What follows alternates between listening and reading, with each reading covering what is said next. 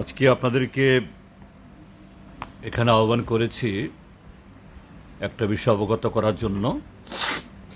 এটা আপনারা সকলেই জানেন, গত অক্টোবর মাসের ৬ এবং ৭ তারিখে বিগত কয়েক মাস ধরে সারা ত্রিপুরার যে লাগাতার যে একটা অস্থিরতা চলছে, এই অস্থিরতার কোথাও যে ট্রাইবাল নন ট্রাইবালের মধ্যে অবিশ্বাস, দ্বন্দ্ব তৈরি হওয়া, কোথাও দুই ধর্মীয় গোষ্ঠীর মধ্যে এই বিভেদ তৈরি করা, আরও কোথাও যে একই সম্প্রদায়ের মধ্যে দুই সম্প্রদায়ের মধ্যে বিভাজন তৈরি করা, এগুলি প্রায় কদিন বাদেই ত্রিপুরাজ্যের বিভিন্ন প্রান্তে এগুলি একটা পালা করে শুরু হয়েছে। তারই অন্যতম একটা বীভৎস, মর্মান্তিক, অনভিপ্রেত একটা ঘটনা ঘটে যায় উত্তর ত্রিপুরার কদমতলা ব্লকে ৬ এবং ৭ তারিখ, এবং প্রায় একই ধরনের ঘটনা ঘটে পানিসাগর মহকুমার পেকুছড়াতে। আমি ঘটনা বিস্তৃত বলছি না, দরকারও নেই, এটা সবাই জানেন। এটার পুনরাবৃত্তি হোক কোনো সুবুদ্ধি সম্পন্ন মানুষ চায় না, আমরাও চাই না। এবং তবে এটা বলা দরকার, কেন ঘটনাগুলি ঘটল। ত্রিপুরাজ্যের বর্তমান যে রাজ্যে যে সরকার আছে,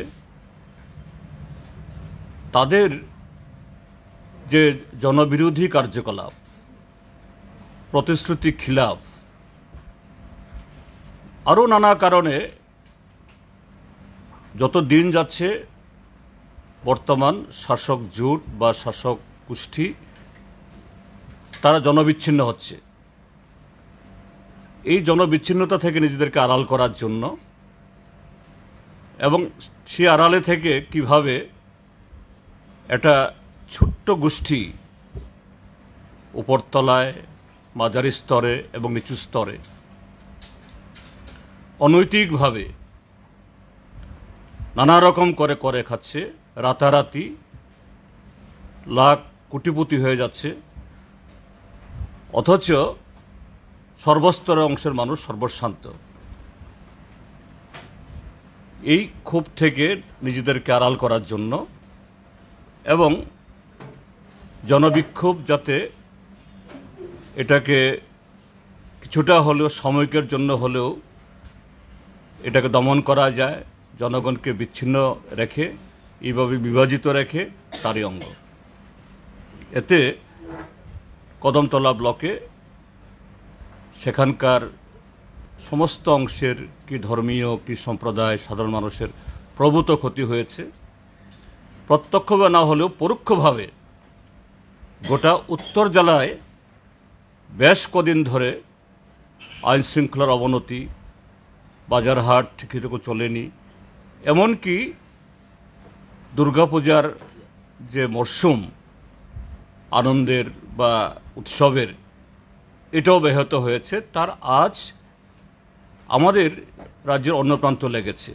এমনিতেই কন্ডাতুইশা এবং কৈতরাবাড়ির ঘটনায় এ রাজ্যের অন্য অংশের মানুষ তারাও নানাভাবে বিচলিত।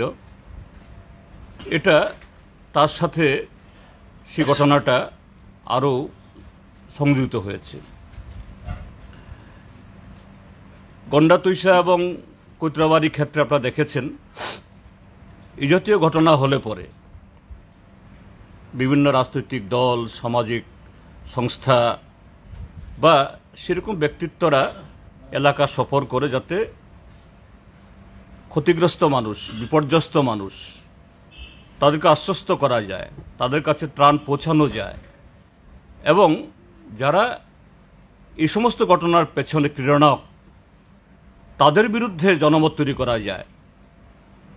সর্বকালেই এটা হয়ে আসছে, কিন্তু এই আমলে বিজেপির নেতৃত্বে বিজেপি আইপিএফটি জোট এবং ত্রিপুরা মথা জোট তৈরি হওয়ার পর এটাও করতে দেওয়া হয় না।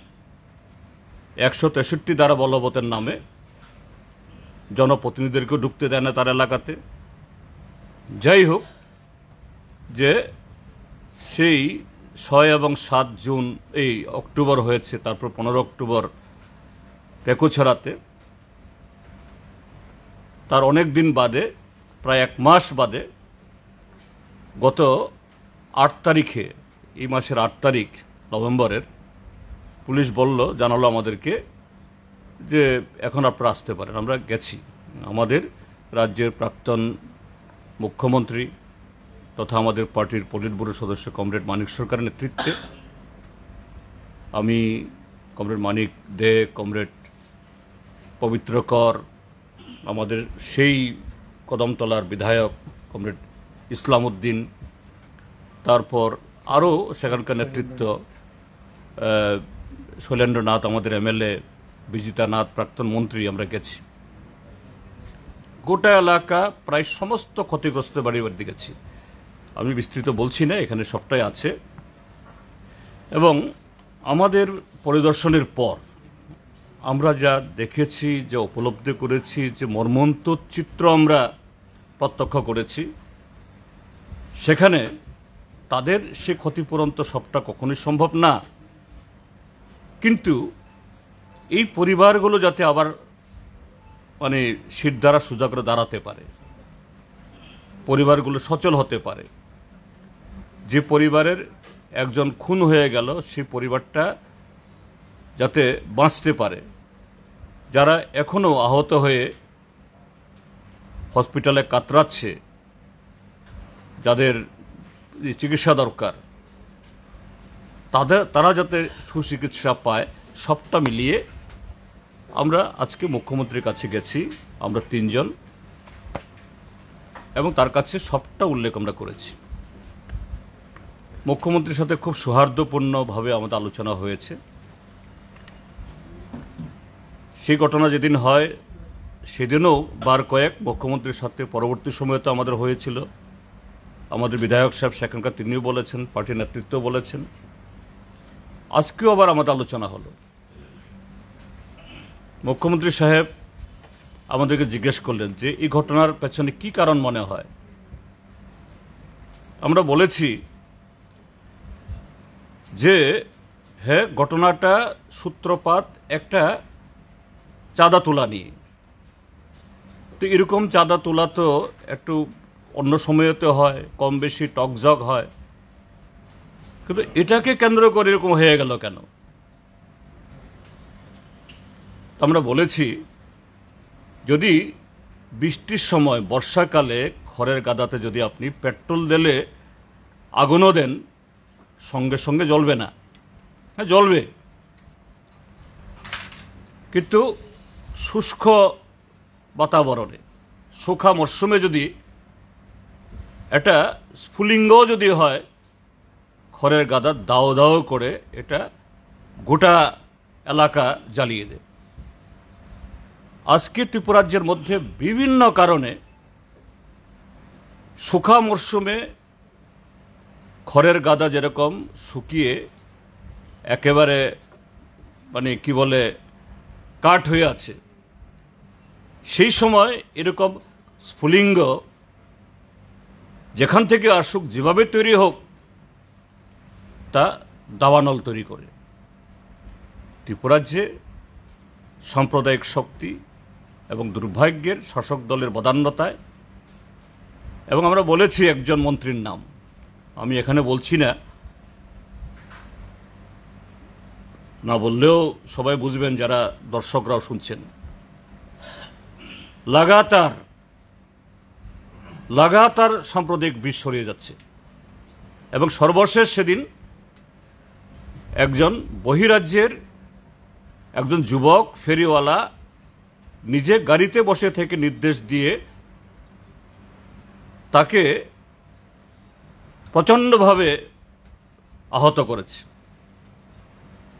এবং শুধু তা নয়, সেখানে থেমে থাকছেন না সে ভদ্রলোক, সামাজিক মাধ্যমে এইভাবে লাগাতার বলে যাচ্ছে। আমরা আজকেও বলেছি মাননীয় মুখ্যমন্ত্রীকে, আপনার এই মন্ত্রী প্রবরকে থামান। আমরা জানি যে আপনার পুলিশ বা আজকে যে অবস্থা, এই জাতীয় যদি কোথাও কেউ সাম্প্রদায়িক উস্কানি দেয় তার বিরুদ্ধে আমাদের ভারতীয় আইনেই এটা অফেন্স, তার বিরুদ্ধে দণ্ডমূলক এই কি বলে অপরাধের যে কগনিজেন্স হয়, কিন্তু হবে না। আমরা চাই ঠিক আছে আপনি বিরত করুন, এটা হ্যাবিচুয়াল অফেন্ডার্সের মতো এরকম মন্ত্রী এবং কিছু লোক শাসক দলের একই কারণে, রাজনৈতিক কারণে ঘটনাগুলি করছে। এটাই হলো এই গন্ডাতুইশা, কদমতলা, কৈত্রাবাড়ি, ওইখানে এই উদয়পুরের যে কদিন আগে সেখানকার একটা এরকম সংখ্যালঘুর বাড়ি উচ্ছেদ করেছে, সেখানেও এক বিধায়কের নেতৃত্বে, এবং পেকুছড়া। আমরা চাই এটা থামুক। দ্বিতীয় আরেকটা বিষয়ে সেদিন আজকেও যেহেতু সৌহার্দ্যপূর্ণ আলোচনা, খুব ভালো লেগেছে আমাদের কাছে। মুখ্যমন্ত্রীর দৃষ্টিভঙ্গিকে আমরা ধন্যবাদ জানাবো। তিনি আমাদের বিধায়ক সাহেবকে জিজ্ঞেস করছেন, সেখানে তৎকালীন সময়েতে যে পুলিশের এসপি ছিলেন তার ভূমিকা কী ছিল? আমাদের বিধায়ক মহোদয় বলেছেন তার জন্যই তো হয়েছে ঘটনা, কারণ এরকম চাঁদা বা অন্য যে কোনো কারণে একটু উত্তেজনা হতেই পারে। তাৎক্ষণিকভাবে যদি পুলিশ সেই ভূমিকা গ্রহণ করে, গন্ডাতুইশাও হয় না, কৈত্রবাড়িও হয় না, কদমতলাও হয় না, শত শত পরিবার এভাবে সর্বশান্ত হয় না। যাই হোক, সে অফিসারকে উড্র করা হয়েছে। তো আমরা আশা করি মাননীয় মুখ্যমন্ত্রী এই ঘটনাবলীর থেকে তিনি অভিজ্ঞতা অর্জন করবেন এবং ভবিষ্যতে এরকম যাতে ঘটনা না হয়। তিনি প্রকাশ্যে বলেন, পুলিশকে তো আমরা আমাদের এই কি হলো ফ্রি হ্যান্ড দেওয়া আছে, কিন্তু ফ্রি হ্যান্ড হলে পরে আমাদের বিধায়ক মহোদয় বলবেন কি ঘটনা সেখানে। এই ঘটনা হওয়ার কোনো কারণই ছিল না। যাই হোক, এই আলোচনার শেষে আমরা বলেছি যে আমরা এখন এসেছি যাতে আর কোনো ঘটনা না হয় এবং ক্ষতিগ্রস্ত পরিবারগুলোকে যাতে যথাযথভাবে সাহায্য করা হয়। আমরা জানি যে লক্ষ লক্ষ টাকার সম্পদ লুট হয়েছে, ধ্বংস হয়েছে, সরকার পুরো দিতে পারবে না। আমরা সরকার চালিয়ে এসেছি, আমাদের অভিজ্ঞতা আছে, কিন্তু সরকার যদি উদ্যোগ নেয় তাদেরকে একটা সফট লোন দেওয়ার, ফাইন্যান্সিয়াল ইনস্টিটিউশনের সাথে কথাবার্তা বলে এবং কিছু পরিকাঠামো তৈরি করে দেওয়ার, তাহলে যে পরিবারগুলো একটু উঠে দাঁড়াতে পারবে, তার পরিবার মানে সদস্যদের নিয়ে খেয়ে পরে বেঁচে থাকতে পারবে।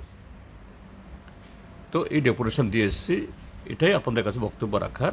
আমার সাথে যারা গেছেন তারাও নিচ্ছি বিভিন্ন দিক যুক্ত করবেন। আমি বলুক আগে।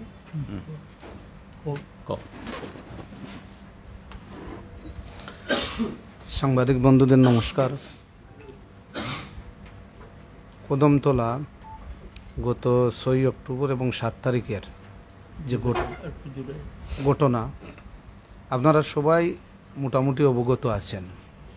মূল বিষয় হচ্ছে ওই দিন 6 তারিখে বেলা 1 ঘটিকার সময়ে ওই কদমতলা এলাকায় সার্বজনীন দুর্গাপূজা, কালী পূজার সময়ে আমরা দেখেছি বিগত দিন থেকেই চাঁদা সংগ্রহ করা হয়। উভয় অংশের মানুষ পূজাতে সাহায্য করেন। ওই দিন একজন মুসলিম মহিলা ছিল, যিনি ওই আসামে মাকুন্দায় একটা খ্রিস্টান মিশনারি হসপিটালে তিনি চিকিৎসা দরকার নাই। তো ওই ঘটনার পরিপ্রেক্ষিতেই প্রাথমিকভাবে এটা কদমতলা পিএসএ তার মীমাংসা হয়।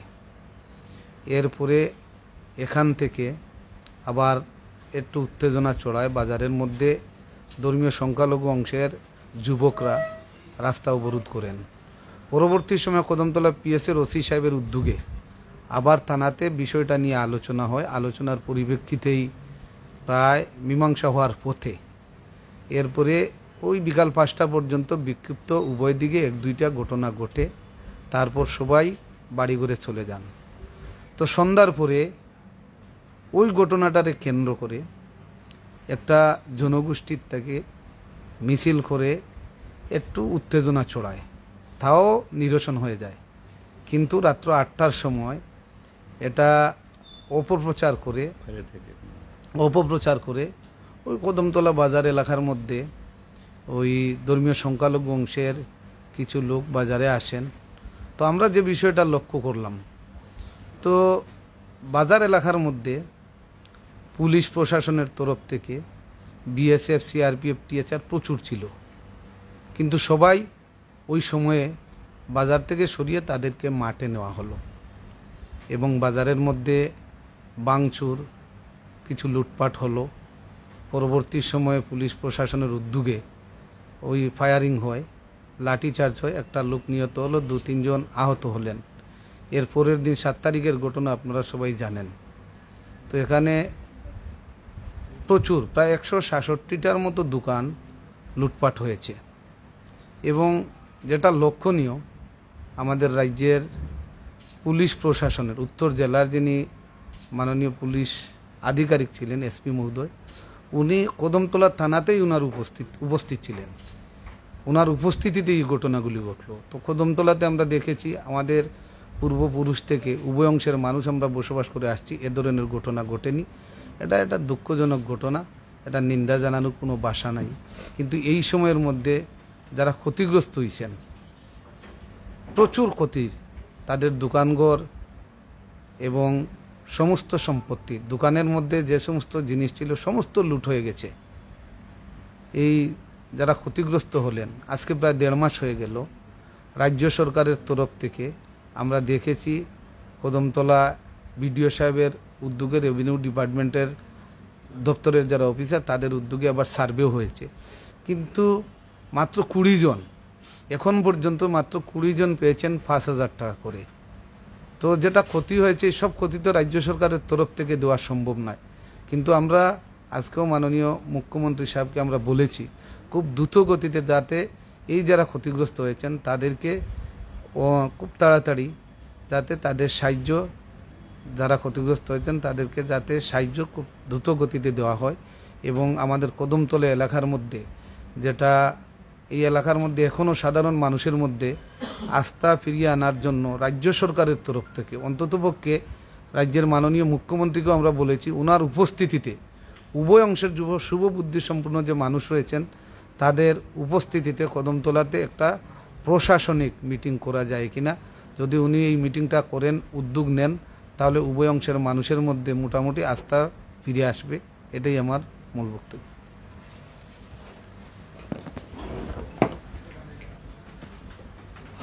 আমাদের পার্টির সেক্রেটারি সবটা বিষয় বলেছে। শাসক দল যদি কোনো ঘটনার সঙ্গে, শাসক দলের দায়িত্ব মানুষের নিরাপত্তা রক্ষা করা, শান্তি সম্প্রীতি রক্ষা করা। শাসক দল যদি ঘটনার সঙ্গে জড়িত হয়ে যায়, স্বাভাবিক কারণে সেখানে পুলিশ নির্বিকার ভূমিকা নেয়, নিরপেক্ষতা বলে কিছু থাকে না, এবং এই কারণেই মানুষের নিরাপত্তাহীনতা ভুগছে। এবং সবগুলো ঘটনা দেখা গেল, অধিকাংশ ঘটনাগুলো ঘটেছে পুলিশের উপস্থিতিতে।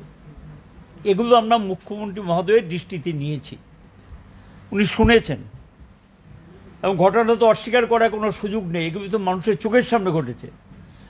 যখন মানুষ, রাজ্যে খাদ্য নেই, কাজ নেই, খুব খারাপ অবস্থা, এবং দুর্নীতি নিয়ে রাস্তায় নামতে শুরু করেছেন, আইন শৃঙ্খলা নিয়ে রাস্তায় নামতে শুরু করেছেন, প্রতিদিন রাস্তা রোকো হয় বিভিন্ন জায়গাতে, এবং এগুলো জলের দাবি, এই দাবি, সেই দাবিতে মানুষের যে জ্বলন্ত সমস্যা নিয়ে, এই সমস্যাগুলো সমাধান করা হলো সরকারের দায়িত্ব। তা না করে দেখা যায় আমাদের রাজ্যে চিরাচরিত যে শান্তি সম্প্রীতি, এটা বিঘ্নিত করছেন, এবং শাসক দল সেখানে সেই দায়িত্ব অস্বীকার করতে পারে না।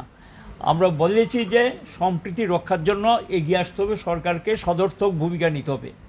আমরা বলেছি যে একজন মাননীয় মুখ্যমন্ত্রীর অ্যাটলিস্ট ওইখানে যাওয়া দরকার ছিল। উনি বলেছেন যে যেতে পারেননি, তিনি যাবেন, এই বলেছেন যে সহসাই অল্প সময়ের মধ্যে উনি যাবেন, গিয়ে ওই এলাকায় মানুষের সমস্যাগুলো শুনবেন।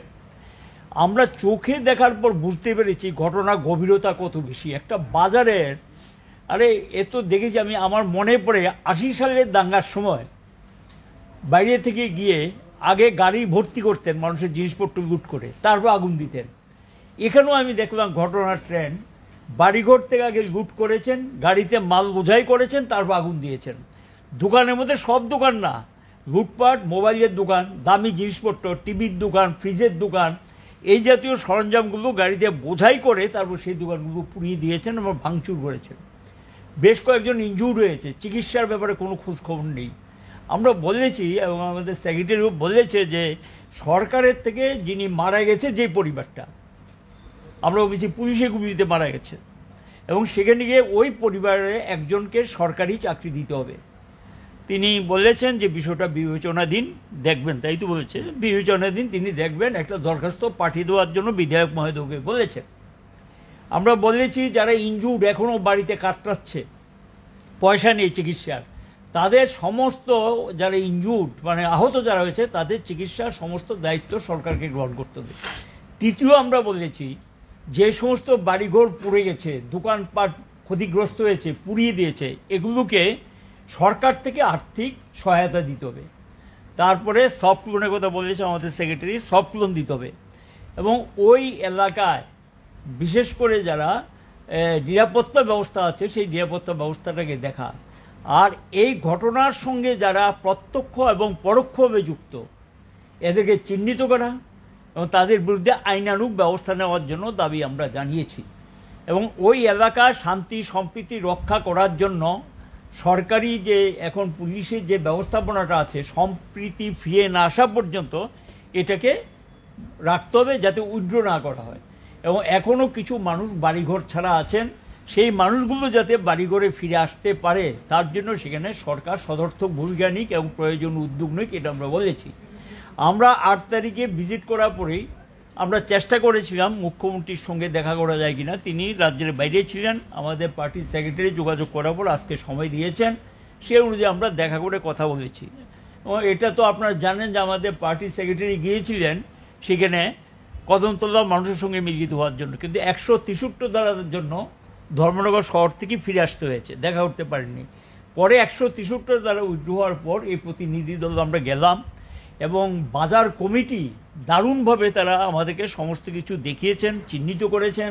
এবং বাজার কমিটির বক্তব্য হলো কখনো কদমতলায় কোনো দিন এখানে হিন্দু মুসলমান সম্মিলিতভাবে আছেন এই জাতীয় ঘটনা তারা ঘটতে দেখেননি, এবং যেটা ঘটেছে সেটা না দেখলেও বোঝা যায় না, একেবারে মানে ধ্বংসাত্মক, বাজারটাকে বলা যায় তছনছ করে দিয়েছেন। লুটপাটের একটা আমরা দেখেছি, কিন্তু এই ধরনের লুটপাট অকল্পনীয়, কোনো দোকান ছাড় পায়নি লুটপাট করা, কি হিন্দু কি মুসলমান সমস্ত অংশের দোকানপাটই সেখানে লুটপাট হয়েছে এবং অগ্নিসংযোগ ইত্যাদি হয়েছে।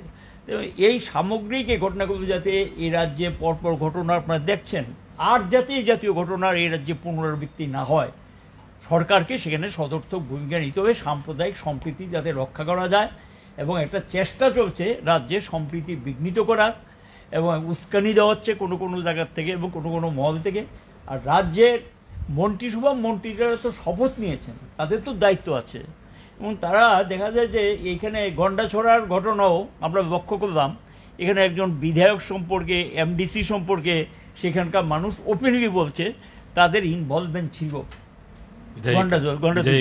বিধায়িকা, একজন বিধায়িকা এবং একজন এমডিসি সম্পর্কে প্রশ্ন তুলেছে। আমরা আজকে বলেছি মুখ্যমন্ত্রীকে এগুলো আপনাদের দেখতে হবে।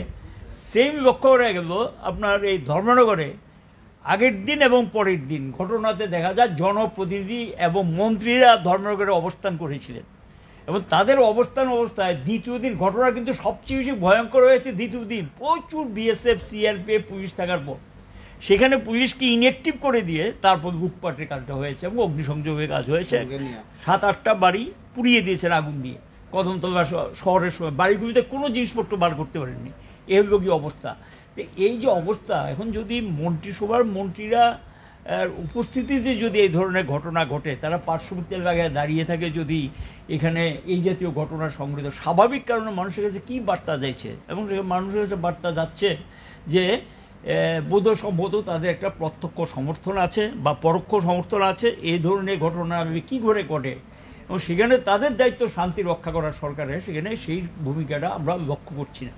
কাজে আমরা রাজ্যবাসীর কাছে আমরা দেখেছি বিভিন্ন উস্কানি বিভিন্ন কিছুর মধ্যে দাঁড়িয়েও রাজ্যবাসী এরা এখানকে শান্তি সম্প্রীতি আমাদের যে ঐতিহ্য এটা রক্ষা করার জন্য উদ্যোগ করছেন। এখানকার শান্তিকামী মানুষ আমরা সেদিন যাওয়ার পর প্রত্যেকেই বলেছে না আমরা একসঙ্গে আছি, একসঙ্গে থাকবো, একসঙ্গে আমাদের বসবাস করতে হবে।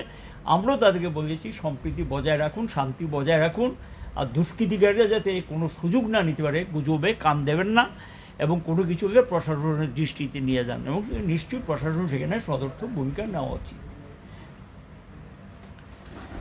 আমি আরেকটা বিষয় যুক্ত করছি, খুবই গুরুত্বপূর্ণ।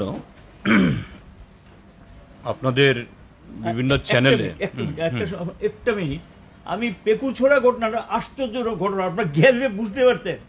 জঙ্গল, জনমানব নেই, একটা মুসলমান বস্তি আছে পাশে, এখানে গিয়ে আমরা কোথায় সেই ওই যে মানে পাথর খোঁজার জন্য গেলাম, খুঁজতে খুঁজতে তারপরে গিয়ে দেয় একটা খালি জায়গা, তার নিচে গিয়ে একটা পরিত্যক্ত একটা জায়গা, পরিত্যক্ত, সেখানে গিয়ে বললো যে এখান থেকে নাকি এটা কে দেখেছে, এখানকার স্থানীয় মানুষ সবাই বলল যে একমাত্র প্রধানই প্রথম দেখেছে যে এখানে একটা পাথর ছিল, সেই পাথরটা নাই, তাহলে অন্য কেউ দেখেনি, প্রধান দেখেছে, তিনি দেখে দেখা যায় এটাকে ছড়িয়ে দিলেন। এরপরে গিয়ে কিন্তু সেখানে মসজিদ এবং মাদ্রাসা আক্রান্ত হয়, এবং পরে গিয়ে পুলিশ সেখানে হস্তক্ষেপ করতে।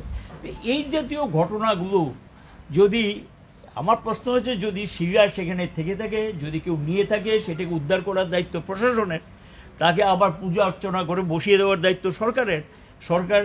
সরকারি দলের লোকরাই যদি এই ধরনের ঘটনা ছড়িয়ে দেয়, এবং এখানে মানুষের বক্তব্য কি, আসাম থেকে ফোন করছে যে এখানে ঘটনাটা হওয়ার কথা ছিল, এটা হয়েছে কিনা, ওইখানকার লোকের বক্তব্য কিন্তু আমাদের কাছে যে বিবরণ দিয়েছে, ঘটনা তখন হয়নি, তার আগে জিজ্ঞাসা করছে এরকম একটা ঘটনা এখানে হওয়ার কথা, এটা হয়েছে কিনা। কি চলছে আমাদের রাজ্যে, এ তো একদিকে তো অধিক পরিকল্পিত। এটাই প্রধান দেখলো, কিন্তু কে করলো তো দেখেনি, কিন্তু একটা অংশ মানুষের উপর আক্রমণটা সংগঠিত হচ্ছে, দুর্ভাগ্যজনক। যাই হোক, আমি যেটা বলতে চাইছিলাম, আপনাদের বিভিন্ন চ্যানেলে এবং দু একটা প্রিন্ট মিডিয়াতেও বেরিয়েছে, সরকার এই আগরতলা মিউনিসিপ্যাল এলাকাতে, এবং যিনি এখন মেয়রের দায়িত্বে আছেন, সেই মেয়রের বিধানসভা এলাকার মধ্যেই নির্বিচারে সেখানে নিরীহ মানুষের ঘর বাড়ি বুলডোজার দিয়ে ঘুরিয়ে উচ্ছেদ করে দিচ্ছে।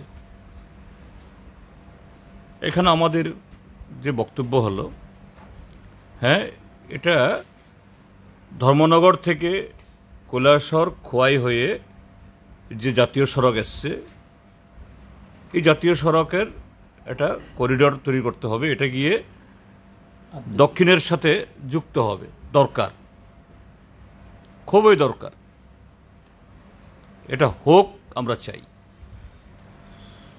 ঠিক তেমনি দক্ষিণ থেকে এসে তাও এই কি বলে অরুন্ধতিনগরের এইসব জায়গাতে কিছু ঘরবাড়ি উপর দিয়ে আসবে, তাদেরকে মানে রিলোকেশন করতে হবে, এবং খুব তাড়াতাড়ি হওয়া চাই। এটা ত্রিপুরা রাজ্যের সমস্ত অংশ মানুষের সাথে আমরাও চাই। কিন্তু যে কায়দায় এদেরকে উচ্ছেদ করা হচ্ছে, এটা অত্যন্ত, হ্যাঁ, ওইদিকেও চম্পকনগর থেকে চন্দ্রপুরও, এটা মোটেই গ্রহণযোগ্য না। এরা কেউ 50, 60, 70 বছর, কেউ কেউ বা কেউ কেউ একটু কম হতে পারে, সেখানে এসে বসছেন। হ্যাঁ, সবার হয়তো বা সেরকম জুত জায়গা নাও থাকতে পারে, সরকারি খাস জায়গা পেয়েছে, বসেছে। এটাই তো সারা পৃথিবী, সারা দেশের মধ্যে নিয়ম। মানুষ আশ্রয় নেয় এরকম খালি জায়গায় এসে, সরকার পরবর্তী সময়তে এগুলাকে বন্দোবস্ত দেয়, রেজিস্ট্রি করে, এদের হাতে পাট্টা তুলে দেয়। এই দায়িত্ব নাগরিকদের এবং সরকারেরও। যদি তারা 50-60 বছর ধরে যদি কাগজপত্র তাদের হাতে না পেয়ে থাকে, এটা তাদের শুধু ব্যর্থতা না, এটা সরকারের ব্যর্থতা। আমি শুধু এই সরকারের কথা বলছি না, এটা হতে পারে আগের সরকারেরও। সেই 1950-এ, 60-এ, 70-এ, 80-তে বা পরেও যারা ছিলেন, সরকার তো সরকারই। এখন রাস্তা আসতে হবে, আমরাও চাই। রাস্তার বিরুদ্ধে না, উন্নয়নের বিরুদ্ধে না। উন্নয়ন শুধু 100% না, 1000% হোক আমরা চাই। কিন্তু এই লোকগুলাকে একটা বিকল্প ব্যবস্থা না করে, এদেরকে রিলোকেশন না করে, এদের ঠিক সেরকমভাবে ক্ষতিপূরণ না দিয়ে এটা করা তো অমার্জনীয় অপরাধ। এবং অতি সম্প্রতি সুপ্রিম কোর্ট যে রায় দিয়েছে, বোলডোজার ডেভেলপমেন্ট, বোলডোজার পলিসি, এটা চলে না। একটা স্বাধীন রাষ্ট্রে, একটা যে কল্যাণকামী রাষ্ট্রে এরকম যে অন্যায়ভাবে প্রায় ফ্যাসিস্ট কায়দায় এটা করা যায় না। আমাদের পার্টির তরফ থেকে সরকারের কাছে আমাদের স্বনির্বদ্ধ যে অনুরোধ থাকবে এবং জোরালো দাবিও থাকবে, আনটিল অ্যান্ড আনলেস এই পরিবারগুলো, তাদেরকে ঠিক সেরকম মাথা গোজানোর ঠাঁই না দেওয়া যায়। কারো কারো দোকান আছে, ব্যবসাপাতি আছে, রোজগারের আছে, তার বিকল্প না হয়। এতে গত 70 বছর রাস্তা হয়নি বলে তো আমরা এই না খেয়ে মরিনি, নাহলে পরে 6 মাস দেরি হবে। এর জন্য তো আকাশ ভেঙে পড়বে না। কাজেই এই ব্যবস্থা না করে সরকার এইভাবে নির্মম, অমানবিকভাবে, অগণতান্ত্রিকভাবে এবং সুপ্রিম কোর্টের যে ভার্ডিক্ট, এটাকে ওভাররুল করে এটা করা ঠিক না। এটা বন্ধ হোক, এটা বন্ধ হোক। কাজে এই দাবি করছি। ধন্যবাদ। এখানে একটা লাইন যুক্ত করবো, বলেছে সবটা।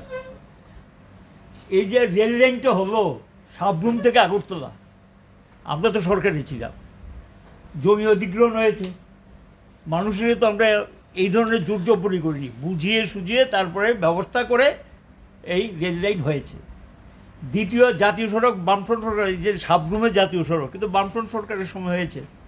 এখানেও কিন্তু রাস্তা বড় করতে হয়েছে, জায়গা অধিগ্রহণ হয়েছে, কিন্তু মানুষ উপযুক্ত ক্ষতিপূরণ পেয়েছে। কিন্তু এখন লক্ষ্য করা গেল উপযুক্ত ক্ষতিপূরণও দিচ্ছে না, বিকল্প ব্যবস্থা করছে না। এবং ক্ষতিপূরণ যেটা দিয়েছে, এই যেমন চপনগর থেকে এই যে এ পর্যন্ত যে ক্ষতিপূরণের তালিকা দিয়েছে, কোনো লোক জায়গা ছাড়তে চাইছে না। কারণ জায়গার অ্যাকচুয়াল দাম যদিও 2 কোটি, এখন তার কস্ট ঠিক করেছে 5 লাখ। তো এটা নিয়ে চরম বিক্ষোভ চলছে। সরকার তো পারবে না সর্বত্র, এবং এটা তো হয় না। মানুষ যদি সরকার পারবে না, কোর্টে টিকবেই না। এই যে এই এখন 2013 সালে যে জমি অধিগ্রহণ আইন হয়েছে, এই আইনে তো এটা করতে পারে না এইভাবে হোমসিক্যালি। এবং এর জন্য ক্ষোভ তৈরি হচ্ছে। ওই আমরা তো সাবরুমের রাস্তা করেছি, এত ধরনের কিন্তু ড্রজার বা এই সেই লাগাতে হয়নি, বা রাস্তা বড় হয়েছে। সরকারকে আমরা বলবো যাতে মানুষ উপযুক্ত ক্ষতিপূরণ পায় এবং বিকল্প ব্যবস্থাটা করে। ঠিক আছে, থ্যাংক ইউ।